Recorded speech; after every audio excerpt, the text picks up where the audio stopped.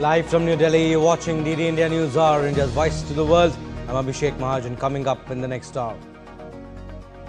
US President Donald Trump's West Asia envoy Steve Witkoff meets Israeli hostage families in Tel Aviv, says working on a plan to end Gaza War. Ukraine hits military targets and pipeline in Russia. IAEA says hearing explosions, sees smoke near Ukraine's Zaporizhzhia nuclear power plant. In Jammu and Kashmir, anti-terror operation continues in Akhal Devsar area of Kulgam district. 3 terrorists neutralized so far. And in the Oval Test, England lose Crawley at the stroke of stumps on day 3 in chase of 374. India 9 wickets away from victory.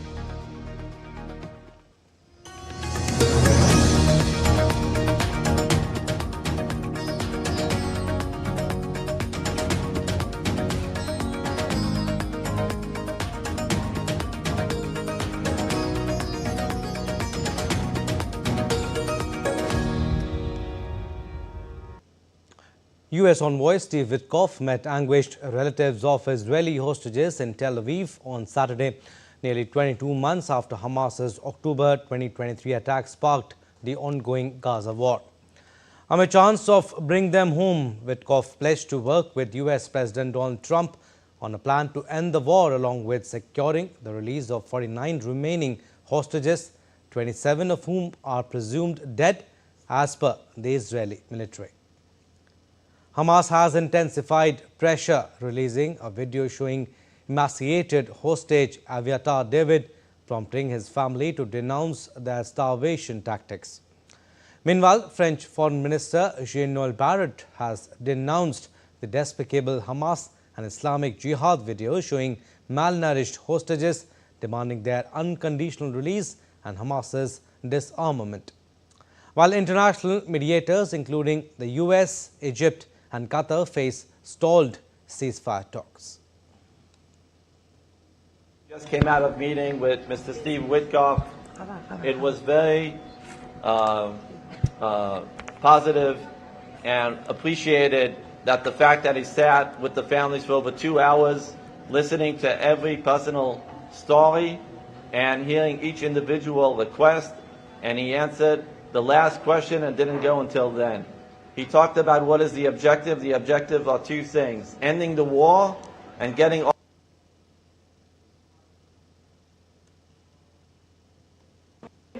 We spoke about the deal that is going to be all or nothing. We told him that nothing is not open for us. We said to him that it must to be all of them immediately.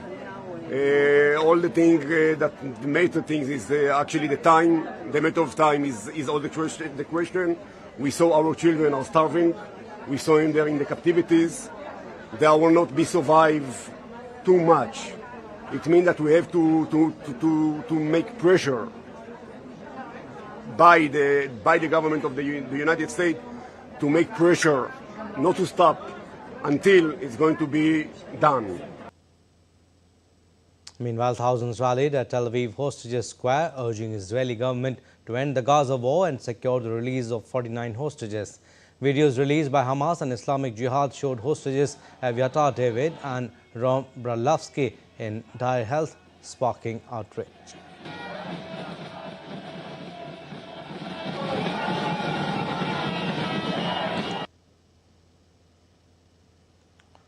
Now, Hamas has dismissed reports that it expressed willingness to disarm during Gaza ceasefire negotiations, with Israel affirming its national and legal right to resistance against Israeli occupation. The Palestinian group issued a statement in response to comments allegedly made by United States President Donald Trump's special envoy to the Middle East, Steve Witkoff, during a meeting with relatives of Israeli captives held in Gaza. Citing a recording of the conversation, Israeli outlet Haaretz reported that US envoy told the families that Hamas was prepared to be demilitarized. However, Hamas firmly denied the claim.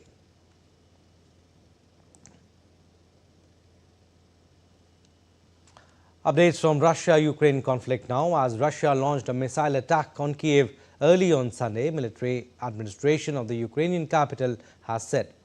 The Russian Defense Ministry said that its units destroyed 41 drones just before midnight on Saturday over Russian regions bordering Ukraine and over the waters of the Black Sea. Meanwhile, the International Atomic Energy Agency has said that its team at Ukraine's Zaporizhzhia nuclear power plant heard explosions and saw smoke coming from a nearby location. They said one of its auxiliary facilities was attacked. Earlier on Saturday, Ukraine said it hit military targets and a gas pipeline in drone attacks in Russia, where local authorities said 3 people were killed and 2 others wounded. More than 120 firefighters were trying to extinguish a fire at an oil depot in the Russian city of Sochi that was sparked by an Ukrainian drone attack. Ukraine's SBU security service said the strikes carried out Friday night by long-distance drones hit a military airfield in the southwestern town of Primorsko-Akhtarsk. According to SBU, the attack caused a fire in an areas where Iranian-built Shahid drones relied on by Russia to attack Ukraine. And Ukraine's anti-corruption agencies, National Anti-Corruption Bureau of Ukraine and Specialized Anti-Corruption Prosecutor's Office uncovered a major graft scheme involving military drones and signal jamming systems purchased at inflated prices just days after their independence was restored last week following massive protest. The scheme implicated a sitting lawmaker, 2 local officials and National Guard personnel who took bribes up to 30% of contract cost. 4 arrests were made. Ukrainian President Volodymyr Zelensky, reversing his earlier attempt to control the agencies, praised their autonomy, vital for Ukraine's EU membership bid. The protest, the largest since the Russia-Ukraine conflict in 2022, forced Zelensky's policy U-turn, earning praise from European allies. Наш захист викритий достатньо серйозний російський агент у повітряних силах, і також екс-посадовець Міністерства оборони України, який намагався заробляти на закупівлях продуктів для нашої армії. Всі. Now, a war of words between Donald Trump and top Russian official Dmitry Medvedev has ignited Cold War fears with nuclear threats flying and submarines moving. Trump ordered the deployment of 2 U.S. nuclear subs after Medvedev invoked Russia's doomsday system Dead Hand. Indeed, India's Mihir Mekuri brings us the story behind this alarming escalation. An online showdown between Donald Trump and a top Russian official over Ukraine and tariffs spiraled dramatically, all the way to nuclear threats. On Friday, Trump ordered 2 U.S. nuclear submarines to be deployed to what he called the appropriate regions. Oh yeah, well we had to do that. We just have to be careful. And a threat was made and we didn't think it was appropriate, so I have to be very careful. So I do that on the basis of safety for our people. A threat was made by a former president of Russia and we're going to protect our people. The comment was in response to a chilling reminder from Deputy Chairman of Russia's Security Council, Dmitry Medvedev, who warned Trump of Moscow's Cold War-era nuclear system known as Dead Hand. So what is Dead Hand? The system that prompted such a sharp American reaction. The Dead Hand, or perimeter, is a Cold War-era automated nuclear retaliation system. It was designed to launch a counterstrike even if the entire Russian leadership is incapacitated. It activates through sensors that detect signs of a nuclear attack, and though dormant in peacetime, the system reportedly remains fully operational.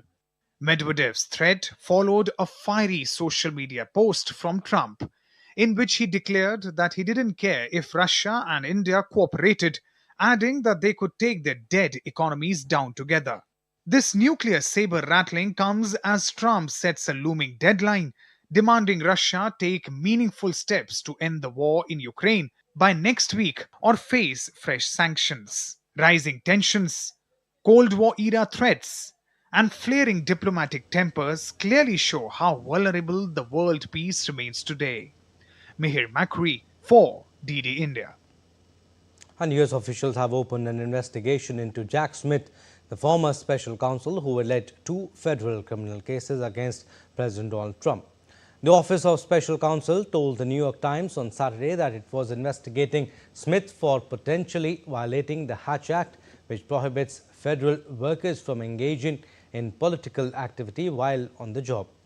Republican Senator Tom Cotton had reportedly asked the agency to investigate whether Smith's actions had been designed to influence the 2024 election. Smith was appointed special counsel in 2022 and charged Trump with plotting to overturn the results of 2020 election and mishandling classified documents after leaving the White House. Trump denied both charges and sought to frame them as politically motivated, accusing the Justice Department of being weaponized against him. Now, the Smithsonian Institution removed a placard detailing U.S. President Donald Trump's 2 impeachments from the National Museum of American History, clarifying on Saturday that the decision was not due to White House pressure. The temporary placard, which outlined Trump's 2019 and 2021 impeachments, was removed for not meeting exhibit standards and obstructing display views. The Smithsonian denied external influence despite reports of a content review following White House actions. Trump, the only U.S. president impeached twice, has pushed to reshape cultural institutions. The museum plans to update the exhibit to comprehensively reflect all U.S. impeachment proceedings in the coming weeks. Now, the U.S. Senate on Saturday confirmed Jeanine Pirro, former Fox News host, as U.S. Attorney for the District of Columbia in a 50-45 vote. The 74-year-old, praised by President Donald Trump as exceptional, transitioned from hosting justice with Judge Jeanine to a key judicial role. Her appointment, alongside other media figures like Pete Hegseth and Sean Duffy, reflects Trump's preference for loyalists. Critics, including Senator Dick Durbin, criticize her for promoting 2020 election conspiracies, citing her involvement in a settled $800 million defamation lawsuit. Pirro's confirmation highlights Trump's influence in reshaping government with trusted allies.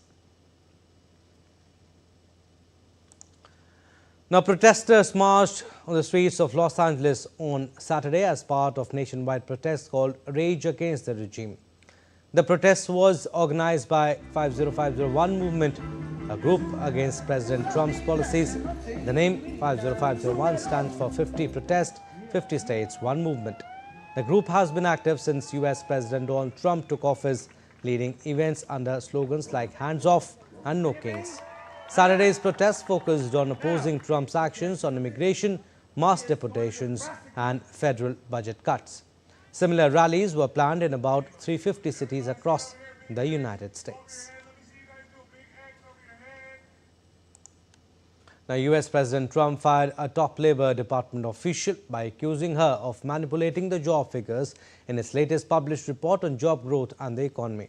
Commissioner Erica McEntarfer has been leading the Bureau of Labor Statistics since January 2024. The Bureau's jobs report showed that just 73,000 jobs were added in the U.S. last month and that 258,000 fewer jobs were created in May and June than previously estimated. The report also suggested that the economy has sharply weakened during Trump's tenure.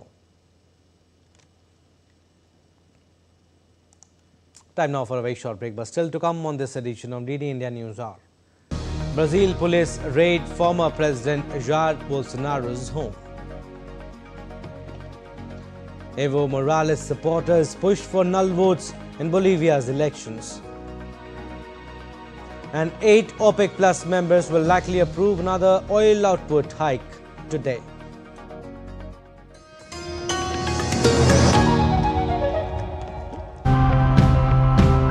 The future always starts now. Some people choose to seize that moment and shape what comes next. This episode is to remind us that impact doesn't always have to be loud to be powerful. We realized that if women became involved in decision making and generated income, the whole family would benefit, and women would be involved in this way. By collecting waste, the city's garbage is considerably reduced. We select what's needed, sort it by quality, and sell it. This is how much of the plastic ends up recycled.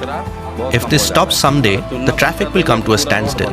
We aim to ensure animals can return to the wild. If they came to me for food, that wouldn't happen.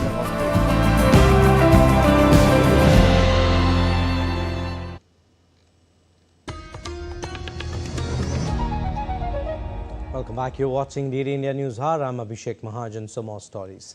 Brazilian Finance Minister Fernando Haddad says his upcoming talks with U.S. Treasury Secretary Scott Bessent will pave the way for an eventual meeting between U.S. President Donald Trump and his Brazilian counterpart Lula da Silva. Trump has announced a 50% tariff on Brazil. This report has the details. US and Brazil are showing willingness to talk amid tensions over tariffs. US President Donald Trump has said that his Brazilian counterpart Lula da Silva can call him anytime to discuss tariffs. Are you open to tariffs? Yeah, he can talk to me anytime he wants. What is on the table for Brazil? Well, we'll see what happens, but I love the people of Brazil. What evidence do you have? Why are you trying to do I love the people of Brazil. So why do Two people Marines tariffs? They don't close seem to to be Russia. related to trade Because with the their people running Brazil did the wrong thing.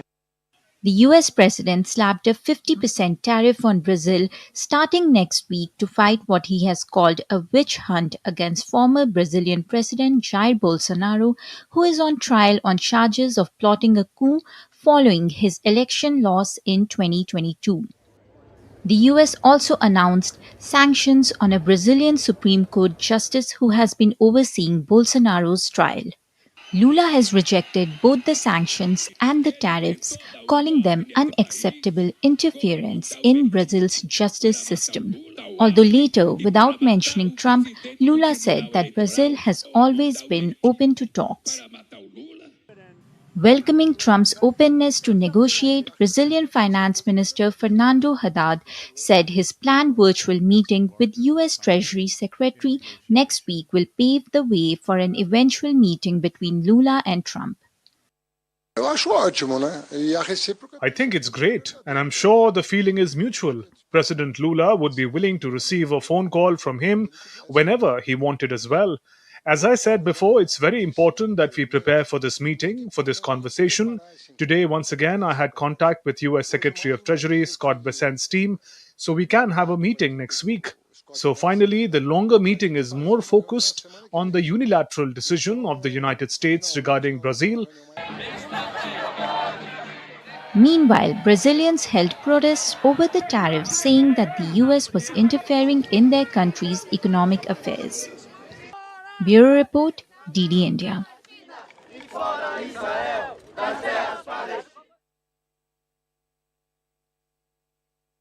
Office of former President Jair Bolsonaro early Friday, enforcing strict legal measures, including fitting him with an electronic ankle monitor over concerns of his attempting to flee the country. Bolsonaro is currently facing trial for allegedly plotting to overturn Brazil's 2022 presidential election. As per media reports, Bolsonaro was also banned from using social media and prohibited from contacting foreign diplomats or visiting embassies. Bolsonaro, who lost to President Luiz Inácio Lula da Silva, however, has denied any wrongdoing. Outside a police station on Friday, Bolsonaro condemned the ankle monitor as a supreme humiliation, insisting he had no intention of leaving Brazil. Friday's raid followed reports that Trump attempted to pressure Lula into halting Bolsonaro's prosecution by threatening Brazil with severe tariffs. A week after those threats, the U.S. launched a formal probe into Brazil's trade practices. Despite previously downplaying concerns that he might flee, Bolsonaro now faces 5 criminal charges along with 33 others. If convicted, he could serve over 40 years in prison.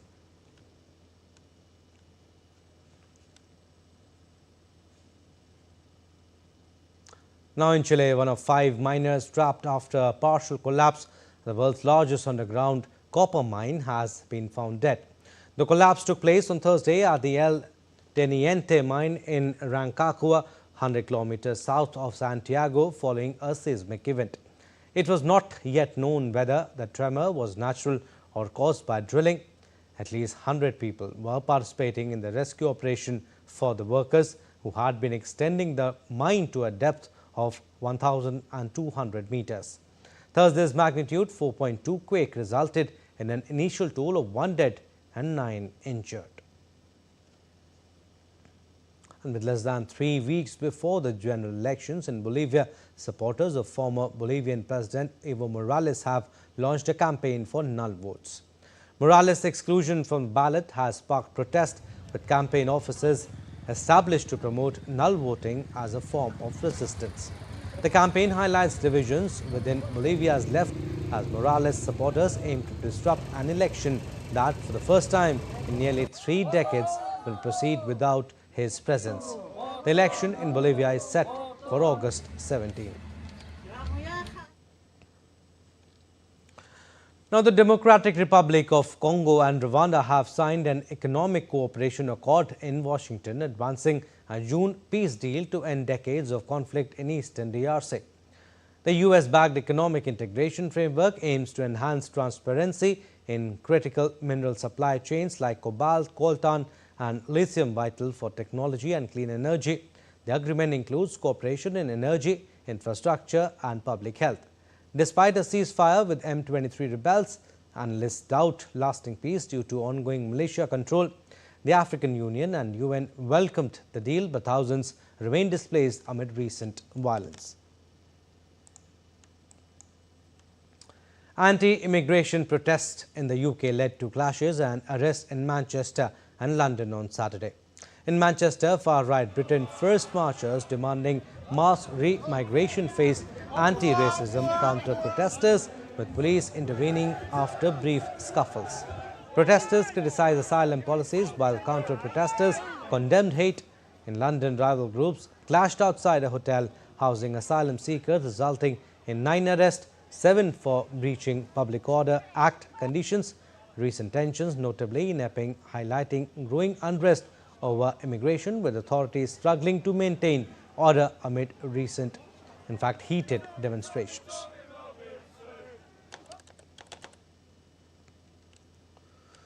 Pope Leo gave blessings to a sea of young people gathered on the outskirts of Rome. It was the biggest gathering so far since he became the new head of the Catholic Church.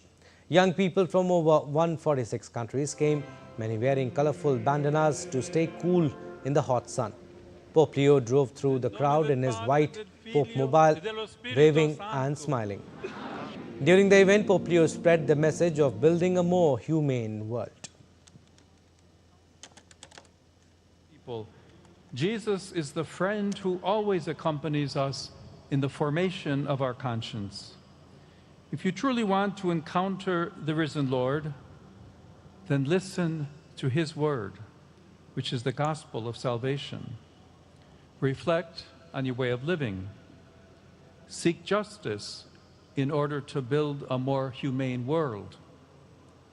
Serve the poor, and so bear witness to the good that we would always like to receive from our neighbors. Jesus Christ in the Eucharist. Adore Christ in the Blessed Sacrament. Good.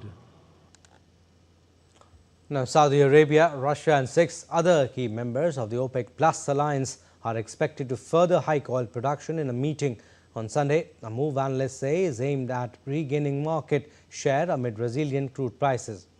The anticipated output increase by the group of 8 oil-producing countries known as the Voluntary 8 would be the latest in a series of hikes that began in April. In a bid to boost prices, the wider OPEC Plus group, comprising the 12-nation OPEC and its allies, in recent years had agreed to 3 different tranches of output cuts that amounted to almost 6 million barrels per day in total. Since April, the V8 group has placed increased focus on regaining market share over price stability, a policy shift after years of enforcing production cuts to prop up prices. Saudi Arabia, the group's most influential member, relies heavily on oil revenues to finance its ambitious plan aimed at diversifying the economy. Now, SpaceX Crew 11 astronauts arrived at the International Space Station, NASA, on Saturday. The Crew 11 team lifted off board a SpaceX Falcon 9 rocket from NASA's Kennedy Space Center in Florida on Friday. The arrival marked the start of a 6-month mission during which the 4 astronauts from the US, Japan and Russia will conduct scientific research aboard the orbiting laboratory by partnering with private industry. American astronauts Zena Codman, Mike Finke, Japan's Kimiya Yui and Roscosmos cosmonaut Oleg Platonov called this mission as a journey of a lifetime and hoped for an incredible time on board with crew members. This has been the absolute journey of a lifetime. We are so incredibly grateful to be here. Thank you so much for this warm welcome. It was such an unbelievably beautiful sight to see the space station come into our view for the first time, especially with these wonderful crewmates.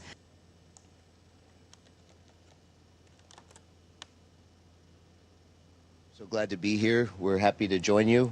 And we will do our best to help the 73 crew who's on Crew 10 to get home safely. Your friends and family are waiting for you. I'm so grateful to be here. We have great crew, 11 crew members and also this expedition members. Yeah, I'm very looking forward to working with them and make this expedition 73 the best. I'm Oleg Platonov, and I'm also would like to say thank you very much for so warm meeting, and I believe and I hope we will have incredible and unbelievable time on board. And the Krasheninnikov volcano on Russia's Kamchatka Peninsula has erupted for the first time in approximately 600 years, sending ash plumes up to 6,000 meters high. According to the Kamchatka Volcanic Eruption Response Team, the eruption may be linked to a massive earthquake that struck the region last week, triggering tsunami warnings as far away as French Polynesia and Chile. The team said that Krasheninnikov's last lava effusion took place on 1463 plus minus 40 years and no eruption has been known since. The eruption has been assigned an orange aviation code indicating a heightened risk to aircraft. The Dragon Bravo fire in Coconino County, Arizona has scorched over 112,341 acres of land with containment at just 11% as of Saturday afternoon.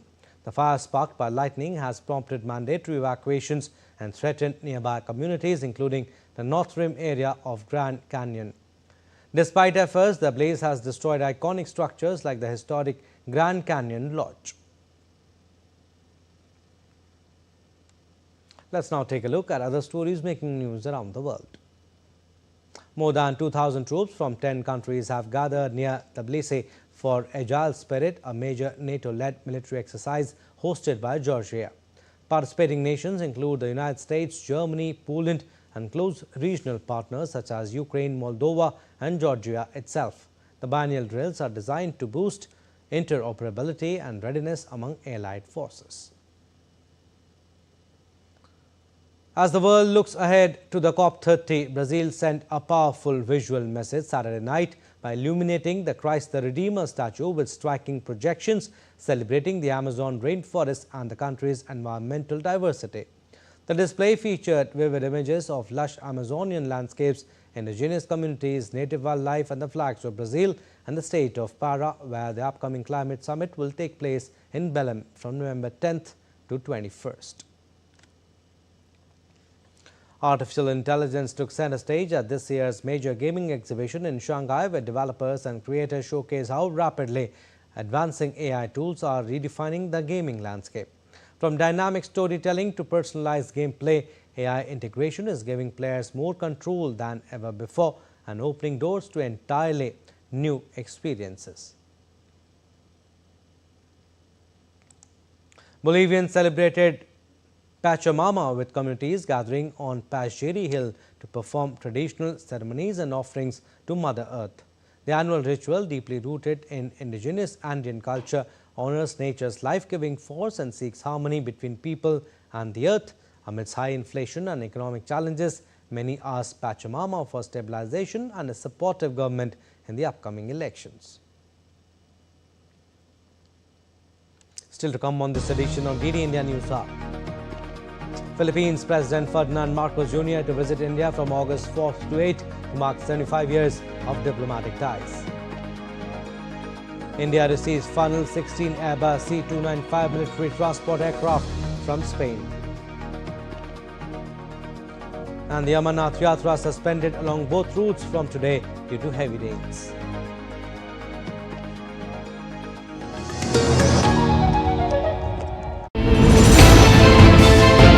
Geopolitics and trade deals. Economic challenges amid development. Hard work and the path to prosperity. It's the economy always. Between walkers, money is what money does and says. Supply creates its own demand. Between the bulls pulls and bears tears. When supply chains globalization and India rises to the podium. We'll get you centered with the economic brief at 8 p.m. every Thursday on DD India.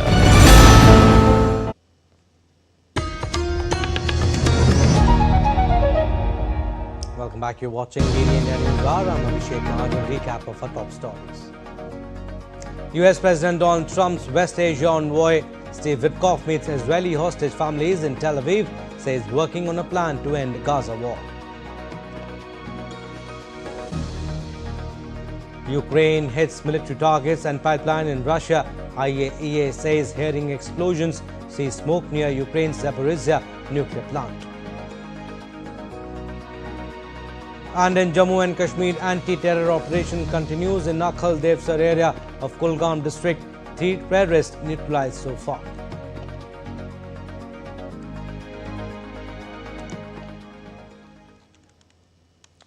Operation Akhal in Jammu and Kashmir's Kulgam district has entered its 3rd day on Sunday, with security forces continuing their anti-terror efforts in the Akhal Devsar forest area.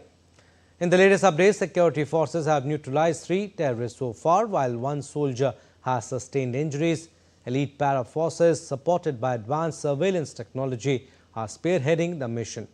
Senior police and army officials are closely overseeing the operation, which remains dynamic with ongoing exchanges of fire. The area is under a strict cordon as security forces maintain heightened vigilance. The joint effort by the Indian Army, J&K Police and Central Reserve Police Force involves intense firefights amid challenging terrain.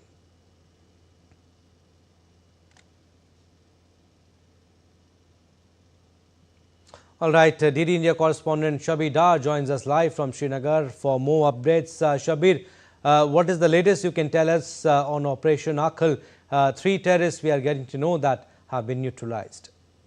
Yeah, you're right. 3 terrorists have been neutralized in this ongoing operation, which has entered the 3rd day, because this is the 3rd consecutive day when this operation is underway in the forest area of Akhal in South Kashmir's Kulgam district.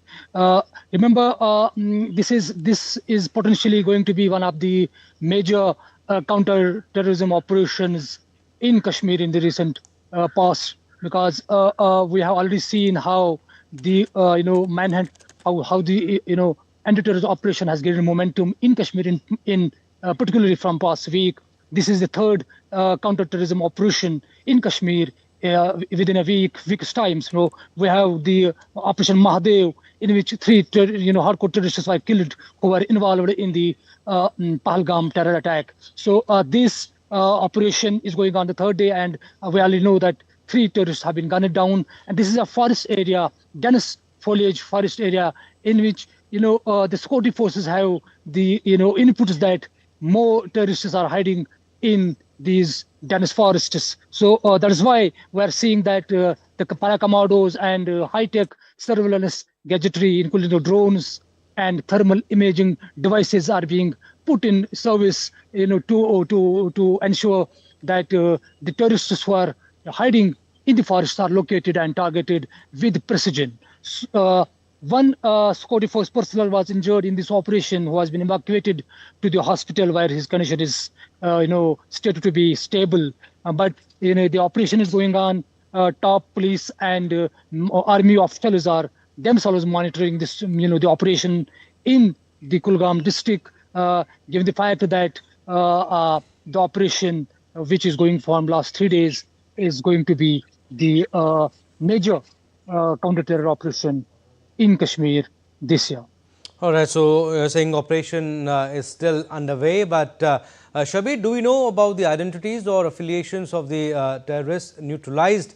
3 terrorists you are saying have been neutralized so far in the Kulgam encounter. Do we know about any of them? Any identities revealed?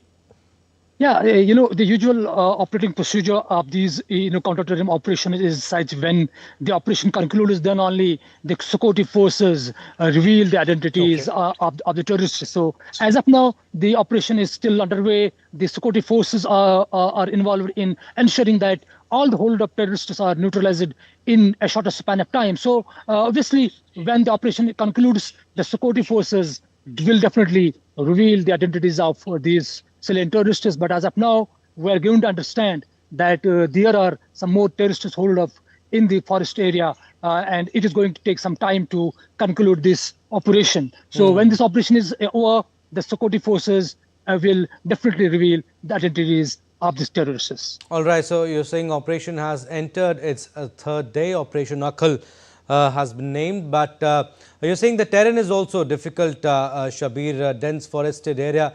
Also tell us about that, and also how was the presence of these terrorists initially detected? Intelligence tip-off, surveillance or local inputs?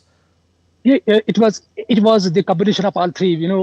On Friday afternoon, when the security forces had a tip-off that there is the presence of militants in these forest areas. Akhal is a habitation which is surrounded by the dense forests. So on Friday afternoon, when the security forces got an input that the terrorists are hiding in the forests, they coordinated the entire area and started the combing operation, the search operation. The terrorists fired at the security forces, which was retaliated, and it resulted into an encounter. So on Friday and Saturday night, the operation continued. The Saturday morning, the security forces got the first, success by neutralizing 1 terrorist, and till now, 3 terrorists have been, neutralized. Akhal is a dense forest area, a difficult terrain, and that is why it is taking some time for the security forces to reach the logical conclusion of this terrorist, of this encounter. So there are a difficult terrain and the dense forests. That is why the modern gadgetry is being used, including the drones and thermal imaging devices, which pinpoint the whole terrorists and allow the security forces to launch a calibrated, offensive and neutralizing the terrorists with a precision. All right, Shabir, thank you for the time being, but yes, we'll keep taking updates from you. At the invitation of Prime Minister Narendra Modi, President of Philippines Ferdinand R. Marcos Jr. will pay a state visit to India from 4th to 8th August. He will be accompanied by First Lady Madame Luis Arenta Marcos and a high-level delegation including several cabinet ministers, other dignitaries and senior officials in addition to business representatives. This would be the first visit of President Marcos to India since assumption of office of the President of the Philippines. During the visit, Prime Minister Modi and President Marcos are scheduled to hold bilateral discussions. President Marcos will also be meeting his Indian counterpart, Draupadi Murmu. Both countries have since developed a strong partnership across a wide spectrum of areas, including trade and investment, defense and security, maritime cooperation, agriculture, healthcare, pharmaceuticals and digital technologies. The two countries also engage closely at regional level, including through India's comprehensive strategic partnership with ASEAN. India's relations with the Philippines are an integral pillar of our Act East policy, Vision Mahasagar and a vision of the Indo-Pacific.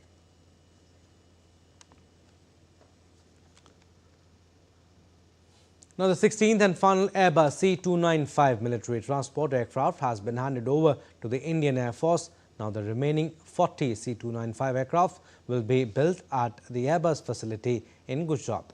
DD India's Atman Sandhu gets us this report from Spain. We're in the heart of Europe's aerospace hub, Sevilla, where a significant milestone has been reached between India-Spain Defence Cooperation. The final and 16th Airbus C-295 military transport aircraft has been ceremonially handed over to the Indian Air Force. Under the Make in India initiative, the remaining 40 C-295 aircrafts are going to be built at the Airbus facility in Gujarat. The facility was launched by Tata Advanced Systems Limited and formally inaugurated in October 2024 by Prime Minister Modi and Spanish Prime Minister Sanchez. The C-295 is a versatile transport aircraft capable of carrying up to 71 troops, conducting airdrops, cargo missions, medical evacuation, and operating from short unpaved runways, ideal for India's diverse geography. Right now, we'll move to the more important part, which is the 40 aircraft that are to be built and integrated in India. This is part of the Make in India program of Prime Minister Modi, which has actually seen one of the best projects that we can work on in the world today. And we are going to see over the next 5 to 6 years, 40 aircraft to be built in India. This not only will create an ecosystem for building aircraft, but it will also make sure that most of the parts of an aircraft are built in India too. Airbus and Tata described this landmark deal as a cornerstone for Atmanirbhar Bharat, highlighting India's self-reliance in boosting its defense power by creating around 15,000 high-skilled direct jobs, around 10,000 indirect jobs, and integrating 125 domestic MSMEs into the aerospace supply chain. We delivered aircraft number 16. All the aircrafts were delivered ahead of contract, and we are very proud. The customer satisfaction is being 100%. So we reached the highest level of quality in the deliverables of these aircrafts. It's been a day of pride also because we built during all these years a team spirit with the Indian Air Force, with our dear customer, where the teams built not only transparency in the way of working, but real, true trust. This project has strengthened India-Spain relations beyond defense cooperation. It exemplifies the growing convergence between the two nations in global supply chains and technology development. This is Atman Sandhu in Spain for DD India. And in a move to advance global development cooperation, the Ministry of External Affairs of India launched the first tranche of 4 projects under the India-UN Global Capacity Building Initiative. Announced on August 1st, the initiative opens a new chapter in India's efforts to strengthen partnerships with nations across Asia, Africa and the Caribbean. The initial 4 projects focus on vital areas including food security, health, vocational training and census preparedness. During the launch, Tanmay Lal, Secretary of West MEA, said that nearly 60 projects in more than 50 partner countries have been completed under India-UN Partnership Fund, which was launched in 2017. India-UN Development Partnership Fund was also launched in 2017. Nearly 60 projects in more than 50 partner countries have been completed so far under this unique South-South cooperation program. More than 30 projects are ongoing. And the program flows really from the priorities of the partner countries, especially in SIDS and LDCs. The projects are implemented by UN partner agencies. All right, shifting focus now, authorities have suspended this year's annual Amarnath Yatra just a week ahead of its scheduled conclusion due to need for maintenance on the tracks that were damaged by recent heavy rainfall. The Amarnath Yatra, a sacred pilgrimage to the holy cave shrine of Amarnath in India's Jammu and Kashmir, has been temporarily suspended from Sunday. As per local officials, the Yatra, which began on July 3rd, was scheduled to conclude on August 9 on the occasion of Raksha Bandhan. However, authorities decided to shorten it by a week, citing critical repair and maintenance works to be undertaken in the wake of the heavy rainfall. Due to continued deployment of men and machinery on the tracks of Baltal and Nunwan, Pahalgam, the Yatra has been halted. More than 4 lakh people paid obeisance at the holy cave of Amarnath this year. Weather updates now. Heavy rainfall has lashed parts of Delhi early Sunday, bringing relief from humidity but also caused waterlogging in various areas in the national capital. Areas including Vijay Chowk, Connaught Place, Minto Bridge, Sarojini Nagar, Ames and Panchkuya Marg witnessed intense showers. Showers were also recorded in areas like Janpat and Lajpat Nagar. Heavy waterlogging caused a lot of inconvenience to the commuters. The overnight rains caused widespread disruptions, especially in busy areas like Connaught Place, where roads were inundated due to heavy rains. The India Pavilion Bharat at World Expo 2025 in Osaka became a vibrant hub of culture, innovation and tradition on Saturday, attracting more than 23,000 visitors in a single day. The pavilion offered immersive experiences that showcased India's achievements and heritage, starting from space exploration and scientific innovation to handicrafts, yoga and cultural performances. The pavilion will remain open until October 13, 2025. The Indian Trade Promotion Organization and the Embassy of India in Japan shared the milestone through posts on social media platform X, celebrating the pavilion's growing popularity. In a vibrant celebration of India's ancient culinary wisdom, the Food Safety and Standards Authority of India, the FSSAI, in collaboration with the Ministry of Ayush, unveiled a definitive list of Ayurveda Akhal products on Saturday, weaving tradition into modern wellness. Rooted in the 2022 Ayurveda Akhal regulations, the list, drawn from classical Ayurvedic texts, includes nourishing dishes like Krishara, which is khichdi, Indrika, which is idli, and Kashai, herbal tea, promoting immunity, digestion and balance. These foods, crafted with natural herbs, align with seasonal cycles, offering sustainable health benefits. Minister Pratap Rao Jadhav championed their integration into daily diets, echoing PM Narendra Modi's vision of globalizing India's food culture. The National Institute of Ayurveda's meticulous curation ensures authenticity, empowering food business operators and fostering consumer trust. This initiative, blending regulatory rigor with holistic nutrition, invites the world to embrace Ayurveda's timeless embrace for a healthier, harmonious future. Let's now take a look at other stories making news. Amrit Udyan, the iconic garden within Rashtrapati Bhavan, that is President House, will be open to the public from August 16th to September 14th. This year, visitors can explore various gardens, including the Balvatika Herbal Garden and the Central Lawn, and can also experience new features like the Babbling Brook and sculpture spouts. India's Union Minister for Information and Broadcasting and Railways, Ashwini Vaishnav, is scheduled to visit Bhavnagar, Gujarat on Sunday. The minister is scheduled to flag off 3 new train services and will participate in several community programs during the visit. The Delhi Assembly session will begin from August 4 and will run till August 8, with Chief Minister Rekha Gupta set to introduce an education bill for discussion. The Assembly would adopt the E-Vidhan Sabha model for the first time, marking a shift to paperless proceedings. The previous session on August 1st was adjourned amid opposition protests over Bihar's voter list revision.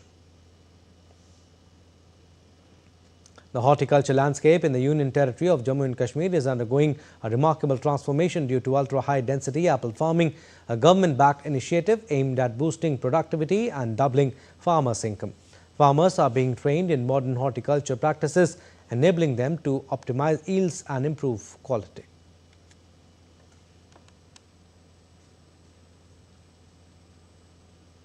All right, we are slipping into a very short break. On the other side, more stories. Keep watching DD India News Hour.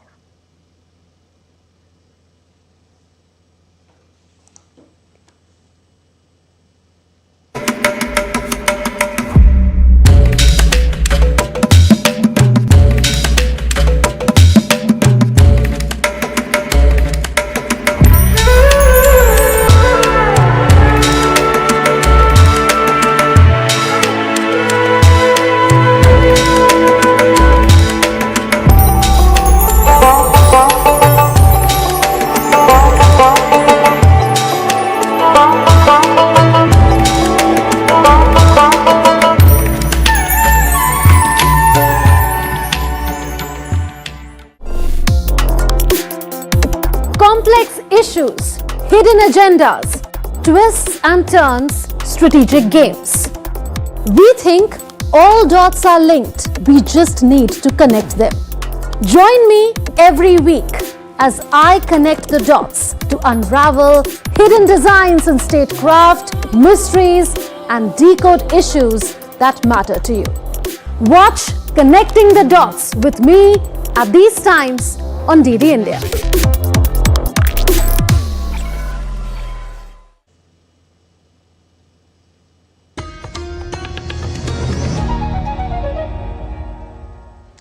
Welcome back. You're watching DD India News Hour. I'm Abhishek Mahajan. Sports updates now. We'll start with cricket.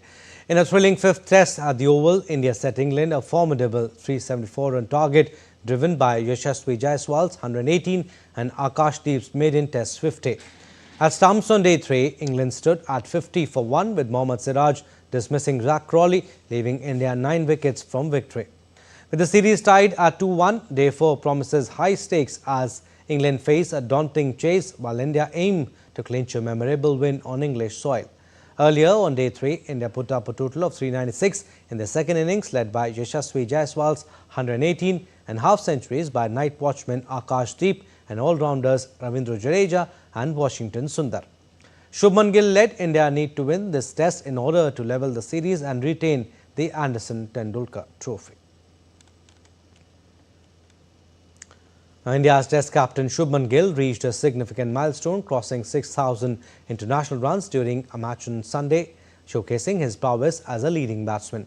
The 25-year-old, known for his elegant stroke play, achieved this feat across formats including Test, ODIs and T20Is since his debut in 2019. Gill's milestone underscores his rapid rise as a cornerstone of India's batting lineup and a key figure in team's leadership.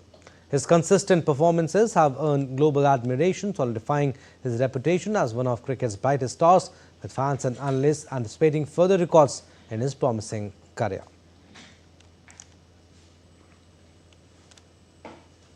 All right, to talk on Oval Test, DD India's Deepika joins us for more. Deepika, England need 324 more to win. India need 9 wickets here.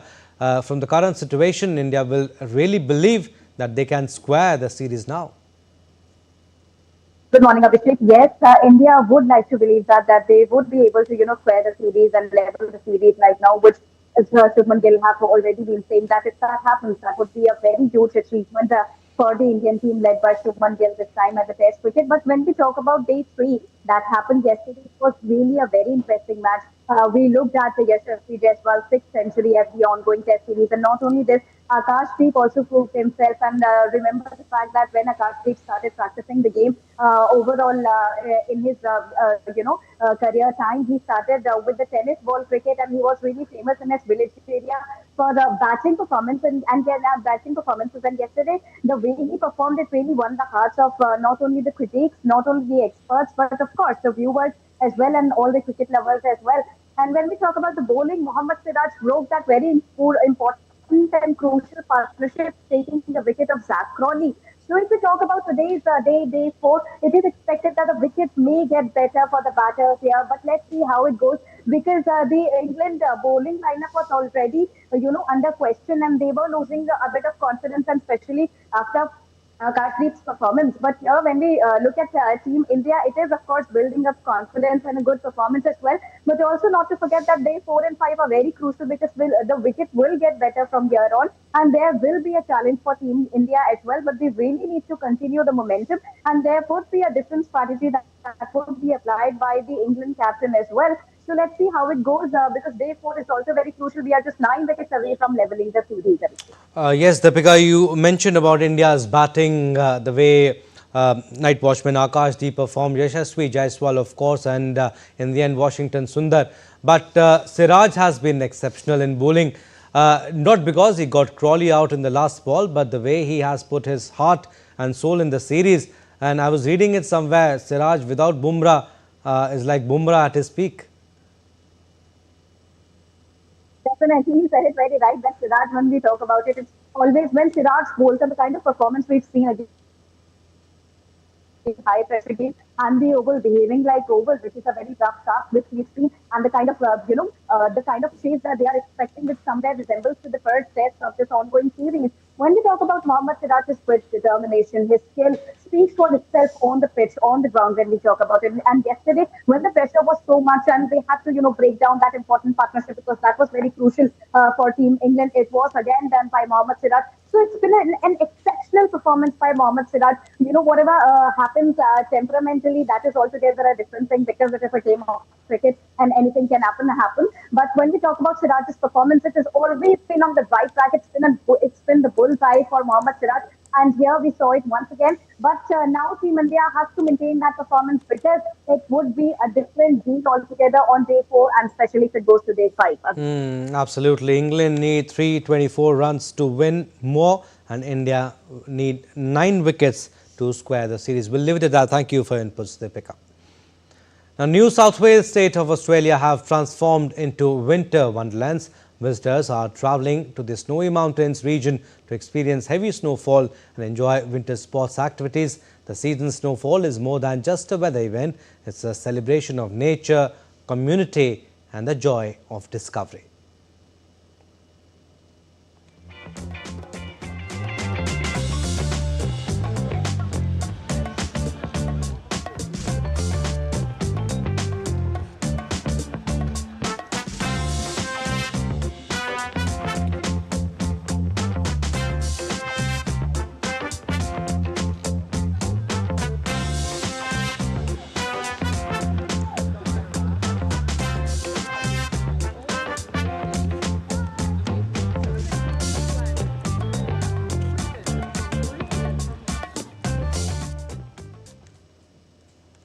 That's all we have in this edition of DD India News Hour, but do let us know your thoughts on the news of the day.